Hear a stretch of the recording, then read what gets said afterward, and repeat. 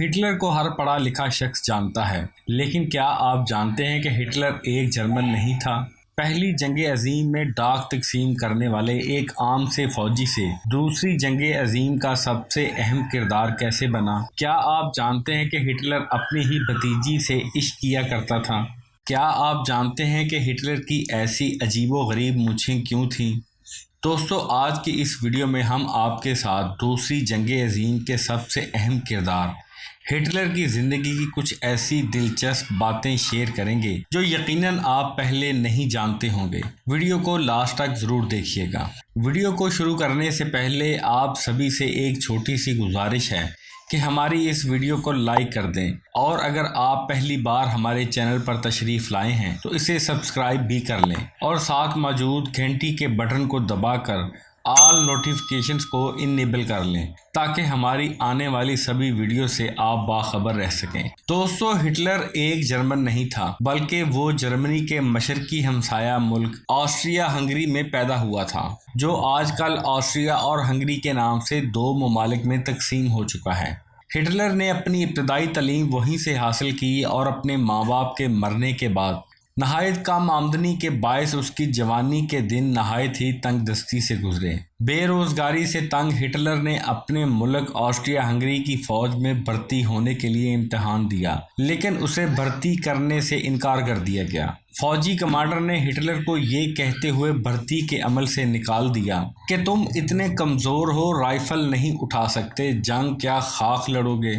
جس کے بعد ہٹلر نے ایک مصور بننے کا خواب دیکھا۔ ماں باپ کی وفات کے بعد وہ تصویریں بنا کر امیر لوگوں میں بیچ کر روزی روٹی کما رہا تھا۔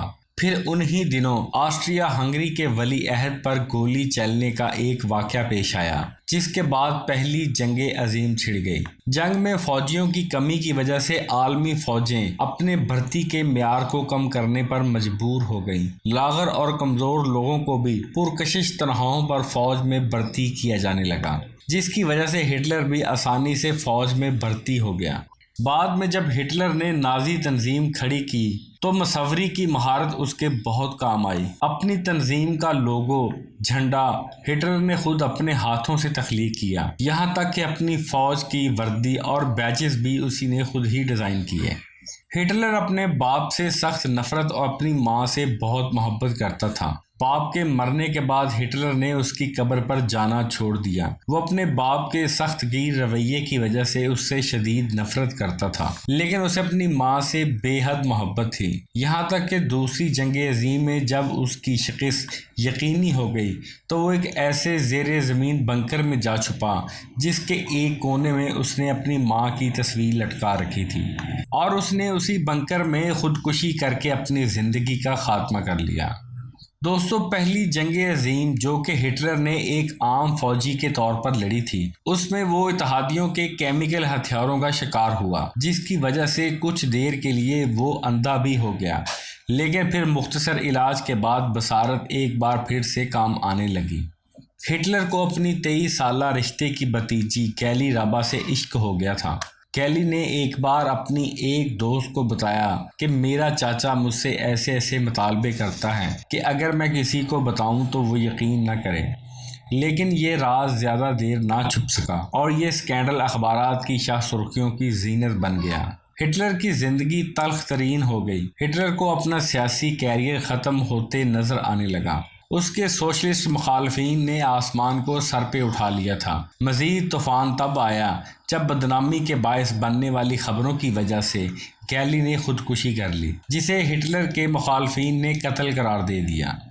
قریب تھا کہ ہٹلر کا سیاسی کیریئر ختم ہو جاتا، لیکن ایسے میں اسے گیلی سے ملتی جلتی شکل کی 19 سالہ ایوا براؤن نامی ایک لڑکی مل گئی۔ کہتے ہیں کہ یہ لڑکی ہٹلر سے عشق کرتی تھی، جسے ہٹلر کے فوٹوگرافر نے ہٹلر تک پہنچایا تھا۔ ہٹلر نے ایوا براؤن سے شادی کا اعلان کر کے اپنے سبھی مخالفین کے منہ بند کر دیے، لیکن یہ ایک الگ بات ہے کہ اس وقت ہٹلر نے ایوا براؤن سے شادی کا وعدہ پورا نہیں کیا تھا۔ البتہ اپنی موت سے چند گھنٹے پہلے ہٹلر نے ایوا براؤن سے شادی کر لی تھی، جس کے بعد اس جوڑے نے خودکشی کر لی۔ دوستو، ہٹلر جیسی مونچھیں جرمنی میں پہلے سے رواج پا چکی تھی، لیکن ہٹلر نے یہ مونچھیں ایک خاص وجہ سے تراشی تھی۔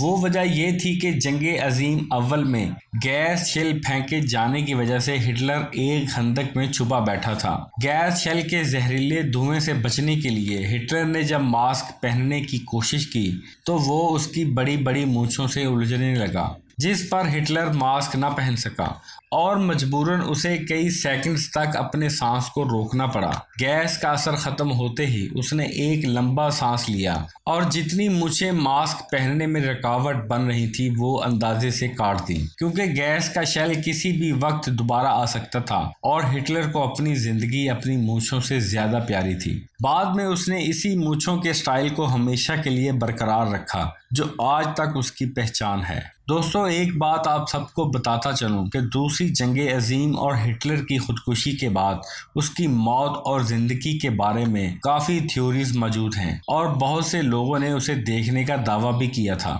ان لوگوں کا کہنا تھا کہ ہٹلر نے در حقیقت خودکشی نہیں کی تھی بلکہ وہ بھیس بدل کر کہیں بھاگ گیا تھا، لیکن اس کے بعد وہ کبھی منظر عام پر نہیں آیا، اس لیے اس کی خودکشی کو ہی تاریخ کا حصہ بنا دیا گیا۔ لیکن اس بات کا ثبوت بعد میں روس نے ہٹلر کی باقیات اور اس کے دانتوں کے DNA سے نکالا کہ جس شخص کو آگ میں جلایا گیا تھا وہ خود ہٹلر ہی تھا۔ تو دوستو، آپ کمنٹ سیکشن میں ہمیں ضرور بتائیے گا کہ آپ نے ہٹلر کے متعلق کون سی بات پہلی دفعہ سنی ہے۔ ساتھ ہی ویڈیو کو لائک اور شیئر کرنا بھی مت بھولیے گا۔